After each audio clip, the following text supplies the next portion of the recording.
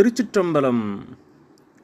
நம்முடைய வாழ்விலே அறம், பொருள், இன்பம், வீடு என்று சொல்லக்கூடிய 4 நிலைகள் நாம் பெற வேண்டியது.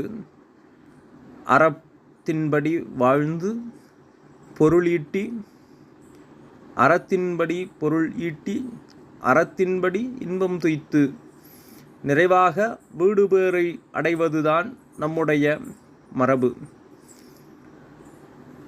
அதிலே முதல் நிலையாக இருக்கக்கூடியது கல்வி கற்கக்கூடிய பருவம். அதை பிரம்மச்சரியம் என்று குறிப்பிடுவார்கள். இரண்டாவதாக கிரகஸ்தம், இல்லற வாழ்வை ஏற்று அறங்களை செய்யக்கூடிய நிலை கிரகஸ்தம். மூன்றாவதாக வானப்பிரஸ்தம், அதாவது இல்லறத்தில் துறவு நிலை. அந்த நிலையை கடந்து இறுதியாகத்தான் சந்நியாசம் என்கின்ற அந்த இல்லறத்தையும் துறந்த துறவு நிலை என்கின்ற நிலைக்கு நாம் செல்ல வேண்டும். இளமையிலே துறவு என்பது எல்லோராலும் கை கொள்ளக்கூடியது அல்ல. அது மிகப்பெரிய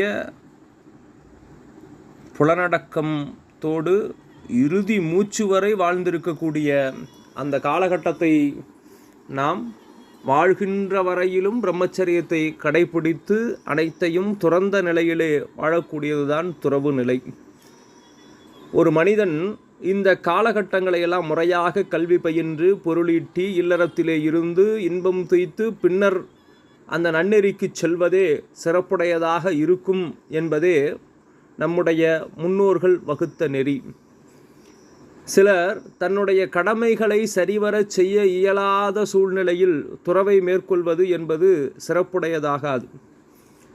சிலர் இளமையிலே கல்வி கற்க முடியாமல் துறவை மேற்கொள்வதோ, அல்லது பொருளீட்ட முடியாமல் சோம்பி திரிவதோ, அடுத்து இல்லறத்திலே ஏதேனும் பிரச்சனையோ கசப்போ ஏற்பட்டால் உடனே துறவை நாடுவதோ, அது சரியானதொரு துறவாக இருக்க இயலாது. எல்லாவற்றையும் முறையாக அந்தந்த நிலைப்பாட்டிலே சரியான முறையிலே நடைபெற்று இறுதி நிலையிலே துறவு, உள்ளத்தால் துறவு என்கின்ற நிலைக்கு நாம் வர வேண்டும்.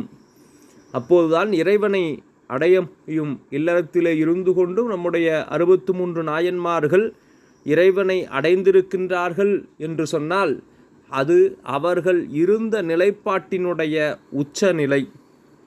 அவர்கள் எந்த நிலையில் இல்லறத்திலே இருந்தாலும் அவர்கள் அந்த இல்லற கடமையை முழுமையாக நிறைவோடு செய்து பல்வேறு தொண்டுகளையும் அங்கே செய்திருக்கின்றார்கள். வெறுமனே இல்லறத்தில் இருந்தவர் மட்டுமே இறைவனை அடைந்து விட்டார் என்று இல்லை. இல்லறத்தில் இருந்தபோதும் அவர்கள் எத்தனை விதமான தொண்டுகளை செய்திருந்தார்கள் என்பதை ஒவ்வொருவரும் ஒவ்வொரு வகையிலே ஒரு தொண்டையேனும் கடைசி வரை உயிர் மூச்சாக கருதி அவர்கள் செய்து வந்தார்கள் என்பதை நாம் நம்முடைய நாயன்மார்களினுடைய வரலாற்றிலே மிக தெளிவாக தெரிந்து கொள்ளுகின்றோம்.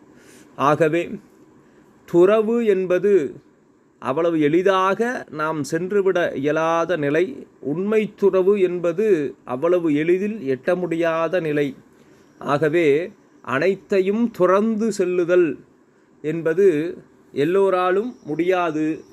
அனைவரும் இந்த பற்றற்ற நிலையை, அந்த பொருளை பயன்படுத்தினாலும் அதில் பற்றற்று அது இருந்தாலும் இல்லாவிட்டாலும் தன்னால் இறைவனை அடைய முடியும் என்கின்ற அந்த நிலைப்பாடுடைய பற்றற்ற நிலையை நாம் பெற வேண்டும் என்று ஒவ்வொருவரும் ஒவ்வொரு நாளும் இறைவனிடத்திலே சென்று விண்ணப்பம் செய்ய வேண்டும்.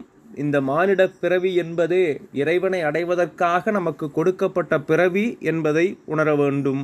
திருச்சிற்றம்பலம்.